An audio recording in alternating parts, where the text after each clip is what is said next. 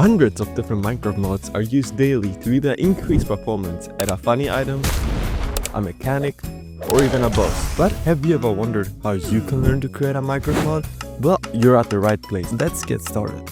So, there are actually two options to learn Minecraft modding. The first option is self-learning, which we're going to be learning today.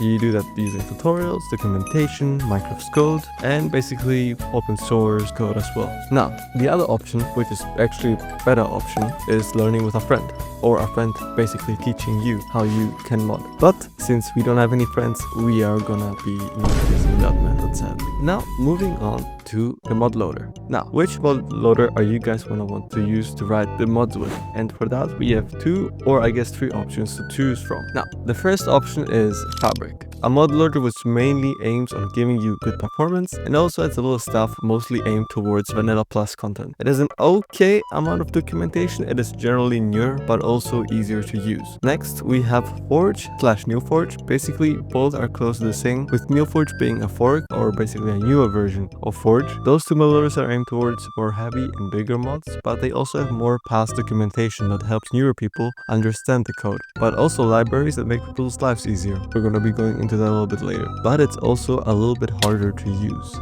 Now, in this guide though, I'm going to be using Fabric since we're just starting off. I mean, if you want to use Forge, you can just look at the thought process of creating a mod in Fabric and you can just replicate it later. Now, moving on to the modding environment. To do that, we're going to be downloading three things, which is all in the description link, of course. And since you're going down there, consider also subscribing. I would really appreciate it. The first thing is IntelliJ Community Edition, in which you can write and see code completely for free. And the second thing we're going to need is Java 24, or whichever version you need for the version of Minecraft you will be working on. And last but not least, we're going to get ourselves the basic Fabric template from this website, which is again linked in the description. And we can put whatever name you want in the first box. I'll just name it tutorial mod. And next I'm gonna put in chaosmcc.business. Now, of course, you should also probably put your own name as a first word, and the second word can be the name of your mod. Now, you can put every word whatever you want, but for now, I suggest you put in the name tutorial mod as a convenience, and additionally change the version to 1.21.10. Now, something very important that we are also going to be using are Mojang mappings, since Microsoft is planning on deobfuscating their game code in the near future, and it's better to get used to it from the beginning. The rest doesn't matter for our guide, so we're gonna leave it as it is. Now, let's install IntelliJ and open it up.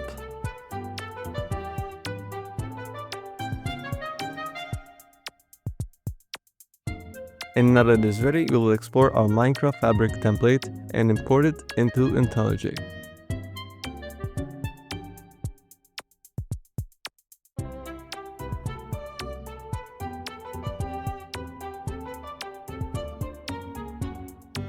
Now wait for everything to load up properly. This usually takes a few minutes.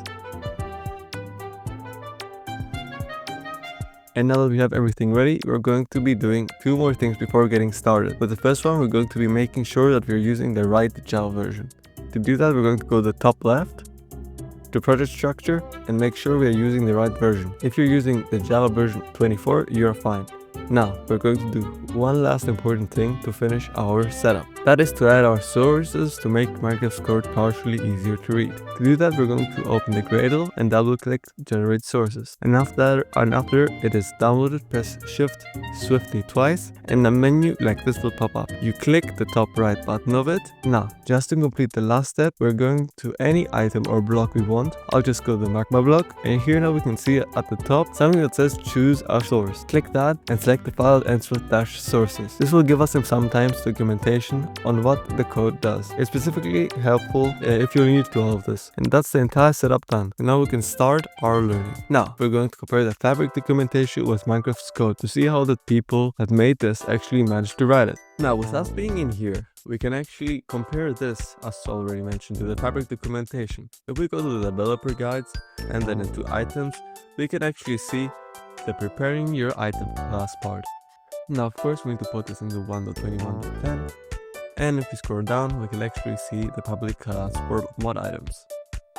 Now, a little bit above it says, Mojang does this with their items as well. Check out the items class for inspiration.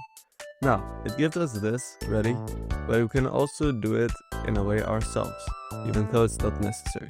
We can just go into the items class and actually compare all of this with each other. And if we completely scroll down, we can actually see that there is also an register segment. In the website it says string, name, function, properties, item factory, items, property settings. Now it says create the item key, create the item instance, and register the item. And right down here we have register item. Right down here we have again register item multiple times. But it says resource key item, resource key, function item properties, item properties, properties. Now I think it's pretty clear that this is pretty similar to the one we have on the website, besides that we don't have those other ones under it. But since we have all those other ones above, with string, with register items, and beyond, we can tell that all of this is somewhere in here. Now, me personally, I have no idea where all of this is because I never looked into it. But if you really want to look into it, feel free to do so. Now, it's not just that we can compare the fabric documentation with Minecraft's code, but rather we can also just read Minecraft's code. Let's go, for example, into a magma block. Since the magma block has a special ability that when you step on it, you take damage, or when you put a water bucket above it, it starts to bubble. Now, right here we have the override, which is a public void step on. Well, what happens if we step on a magma block? We take damage, unless we sneak. Now, right here there's an if statement that says, if entity is stepping carefully. Stepping carefully is probably sneaking, and this is a no. So if entity is not stepping carefully, and this is the end sign, entity instead of living entity, it basically puts a living entity, or basically a mob, as we can call it. Then entity hurt, basically entity take damage from damage source, basically the magma block, and it's a hot floor, so we take 1 damage. Pretty simple, am I right? Now we can also read the same thing. So right here we have a tag, we have the update shape. Basically if we place a water bucket above, basically direction up, and block say 2 is water, it says schedule text access schedule take block post this E20. Basically we update the water because it has a magma block under it. Basically you get pushed up. Pretty clear. Generally though, just check the code and look at the stuff you might like and try to understand it, even just a little bit. That's going to help you advance quicker and allow you to do stuff on your own, even if they aren't provided in the Fabric documentation or in any other tutorials. Speaking of tutorials, to understand and learn how to add specific stuff, you can also watch Carpenter's tutorials, which are around basic Fabric, Forge, Neoforge, or you can watch CY4's tutorials as well. They're a little older, but as long as you understand what he says and get the gist, you're going to be just fine. But it's very important. If you just copy the tutorials, you learn nothing. And you need to always rewatch the tutorials to do something yourself. Basically, getting stuck in tutorial hell. So try and understand while using that code. But there's also another very useful tool called the browser. Now, some of you might use Google, Firefox, Arc, or whatever. So you can just go to the search bar and look for the answers yourself. Now, those answers don't need to be always Minecraft related. They can also be game related. Because if you really zoom out, you realize that Minecraft is just another game. So why not use techniques and logic used by other games to make your mod better,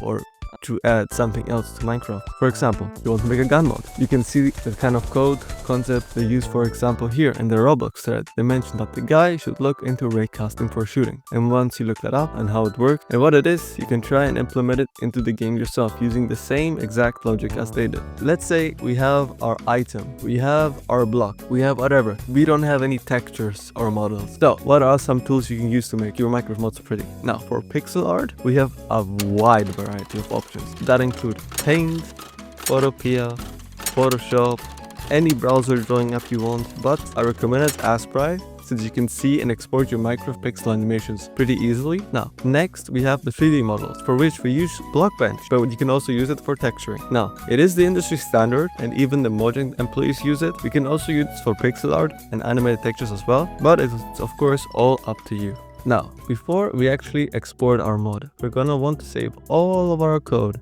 and to do that we're going to do version control using Github. Now, if we actually come back right here into our IntelliJ, we can see on the top left something called version control. If we click that and push share project on, we're giving two options, GitHub and GitLab. Now, of course, as already mentioned, we're using GitHub. So we're gonna push GitHub, and then we're gonna be presented with this repository name. Now, you can put in whatever name you want this repository to be named. Basically, it's the name of the mod. So I suggest you put in the name of the mod and the version next to it, just like we have here. Origin, I don't think this really matters. And description, I guess, what you have added up to this point or what's already in the mod. Now, we can just put in here as the test, or basically, no, don't mind, maybe tutorial mod. Oops, tutorial mod, my bad. And then we could just share it. And just like we can see right here, it's gonna ask for all of that. And since it's in IntelliJ, we just push add. Now, if we wait a little bit, we're gonna see this thing. It says successfully shared the project on GitHub. Now, if we open the browser and full screen and look up GitHub, we're gonna see right here, whoa, it says tutorial mode template 1.21.10. Now, of course, if you wanna share it, you should have pushed that button to public, but it doesn't really matter. So, as we can see right here, we have everything ready. So, about the licenses, I have actually two suggestions. The first suggestion is ARR, basically all rights reserved. Basically, nobody can touch your code or look at your code, and it's basically all copyright claimed in a way. And for legal reasons, they can't use your code. The second one is the MIT license. Basically, everybody can copy your code, use it for themselves, and it's generally great for everything. That's what I suggest the most. In general, you should do it regularly to not lose any progress, but also to know what you already have done. Next is us getting the mod. How do you get the mod out of IntelliJ? Now we're at the last step of our entire journey. So we actually need to acquire the mod, get the mod. So we're gonna go here on the elephant, the Gradle. We're gonna open this up in tasks, build, and press build. Now this should take just a few seconds or a little bit longer if it's a big mod, but in general it's pretty quick. So if we wait a little bit, it should probably appear somewhere in our folders. Then we have the tutorial mod template right here. It would look a little bit different to you, but that's how it looks to me. If we go to build and then libs, oh, there it is. It just appeared, 852. The build is successful. And if we take this out and put it, for example, in downloads, we have our mod ready to be played with. But remember, if you copy a little code from Minecraft, it's fine. But if you copy the entire classes, I suggest you do not publish it for legal reasons on Modloader, on CurseForge, or anywhere else online. Moving on to the community. Please find yourself a community which is nice to you and exchange your ideas. Like, don't feel like you're trapped and alone in your own journey. Generally feel welcome. Many communities will most of the time be nice to you and help you, but don't let some random kid make you sad and demotivate you. You make those mods for yourself and nobody else. It doesn't matter what that 5-year-old, 10-year-old kid says, bro. It's not important. It's your mod. Now, it's a little hard to show you guys how you can learn to make Minecraft mods. More specifically, since everyone is going to be focusing on something else. Some are going to be focusing on a UI, others on particles, or even horror mods, quality of life mods, maybe combat mods. There are too many mods types to actually talk about. Now, you can do whatever you want, just try not to lose any motivation. And remember, it's all about the journey, not the destination.